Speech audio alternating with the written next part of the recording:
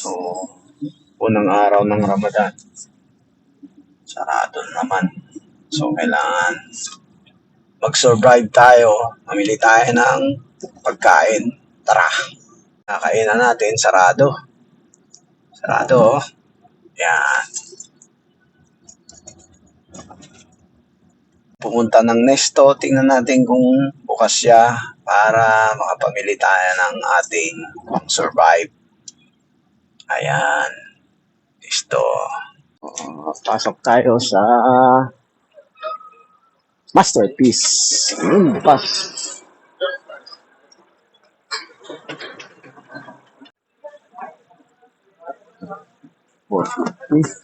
Almusal. Ito. Ano to? Pwede na to pang almusal. 10. Ano ba to? Ang pagkain to? Ito. Ano to? Kik. Kik.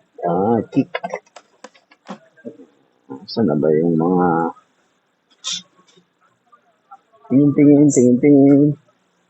Tingin tayo. Kasi 5 din. Ano pa naman? Tingin. Ito, 7. 7 to. 5. Anong palaman ito? Parang dates. Ito siya.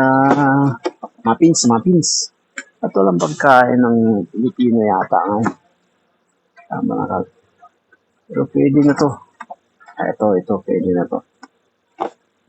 Isa ito. Ito. Ang depensa sa 5 purse.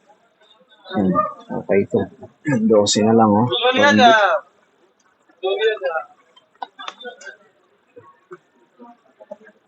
Ano, 7. Init sa oven.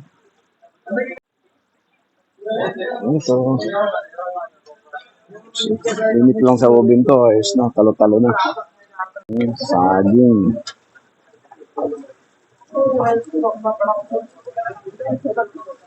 Akong yogurt. 5 lang. Tayo mga 2. Ang depensa sa takbo mamaya. Tayo kasi mamaya dami ng tao. Pang isang araw lang.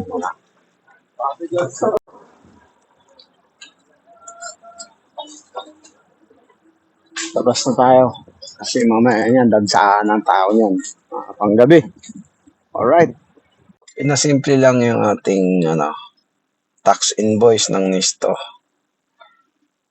Pinasimple lang yung pananghalian, almusal at pananghalian natin. Tawid na tayo ng isang araw ngayon. Naka 32 kaagad. Ayan. Yan, araw-araw. Ganyan gagawin natin. Pang araw-araw na survive while Ramadan. Kasi sarado lahat ng kainan. So, ganun na yung gagawin natin. See you.